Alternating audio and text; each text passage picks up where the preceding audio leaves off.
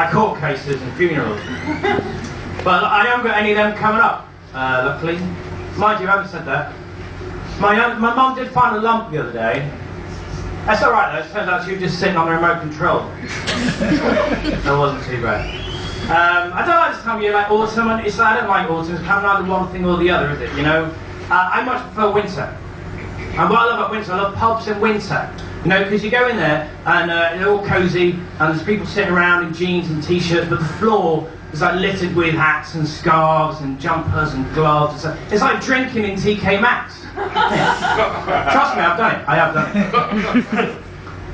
So, but what I love about London is the temperature changes from kind of borough to borough. Like tonight, for example, around these parts, it's a little bit chilly. But in Croydon, where I come from, where I live, it's actually quite muggy. And a little bit stabby, and a little bit rapey too. Yeah. So I'll tell you how rough, this is how rough Croydon is, right? I was waiting for a bus today, I saw the policeman hanging out this, putting a sign up by the side of the road, and it said, fatal accident here, Friday, 7:30 PM. I thought, who the fucking hell's going to want to go to that? So I like to take myself out of Croydon, for my own mental health, I like to take myself out of Croydon occasionally. I went to France recently, and I love France because it's very simple way of life. Oh dear. I'll save that for later. It's very simple way of life, but I'll give you an example, right? The shops in France, right? They sell specific shops for specific things, right? So if you want bread, you go to a boulangerie, right? If you want cakes, you go to a patisserie, right? And if you want cigarettes and violent hardcore pornography, then you go to a tobacco. Well, that's too soon. A little bit too soon. And they've also got these massive stores over there now. It's huge, like massive warehouses that sell nothing but coffee and energy drinks and sweets. And they're called hypermarkets. That's one. Got out of that one. But I'm not. I mean, I love French. I love the French, but I'm not too keen on the burqa ban. I think that was a little bit draconian, you know. When I was over there, it was all in the news about a woman that went to court and she fined €120 for wearing the full veil in public. Actually, just let them be alone. You know the real victims of the burqa ban are, right? The real victims of the French burqa ban are female Muslim ventriloquists. What are they going to do now? You know, that's a tough market out there. They're really have to step up their game if they're going to get anything. So, anyway, you know, I nearly didn't make it here tonight. I had a bit of a funny turn about Cash Point. Went to Cash Point, put a card in, thought I'd get some beer money out, so I took out £20, right? Put a pin in, waiting for my money, and I started feeling all funny. I started getting like cold sweats and got all clammy, got stomach cramps. Turns out it was just withdrawal symptoms.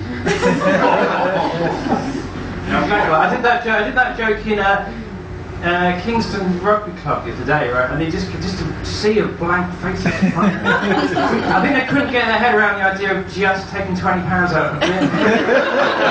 They couldn't quite get past that. But it's weird over there, because like I said, I come from Croydon, so that place was like another planet to me. And I came out of the station, and there was a big issue set on the pavement, right? Outside the station, and I kind of tried to avoid eye contact, but it didn't work. I was like, "Here, pal! Here, pal!" He wasn't Scottish, I'm just doing that for comedic effect. I'm just stereotyping. Hey pal, big issue! And I did that classic dance that everyone does when they're forced to converse with a vagrant.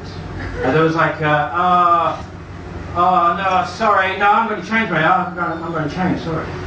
But seeing as this was Kingston, he went, sorry, I got a chip and pin! I mean, I didn't buy one, obviously.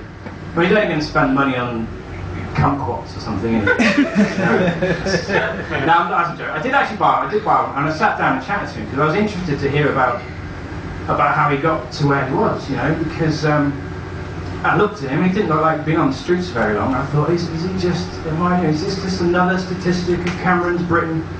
Another of the 1 in 10 unemployed Londoners? Yes, is he another victim of the sweeping Tory cuts? Because that's how I lost my job, you know, I was a victim of the cuts, yeah. I mean, officially, it was gross misconduct. But they were looking to make room anyway. So, no, it was the cuts. Okay, basically, I'll tell you what happened. What happened, right? I had a proper job. in a proper big office with lots of proper people. I'm sure there's a few people here that work in a proper office. And you know, you've always got one person in the office who feels that they feel duty bound to remind their colleagues of their rights and responsibilities in the workplace. And they do this by leaving little stickers and little signs everywhere, yeah? So, for example, the sort of people that will sellotape a note to the back of their stapler that says, "Please do not remove me from this desk." You know, as if anthropomorphising that stapler is going to make it any fucking easier for me to steal, you know what I mean? It's ridiculous. So anyway, I went to the toilet one day and the same person put a sign in the toilet saying, "Please leave these toilets as you would like others to find them." And I took this rather literally. I took this as a literal instruction. Next day I got to work early, went to the toilet, I installed an espresso machine, and I brought in my collection of vintage Hustler magazines. And apparently bringing pornography onto the workplace is gross misconduct. So I didn't go down too well. So I was relaying the story to the homeless guy outside the station. I said, "Yeah, that's my story. That's why I'm unemployed. What's your story?"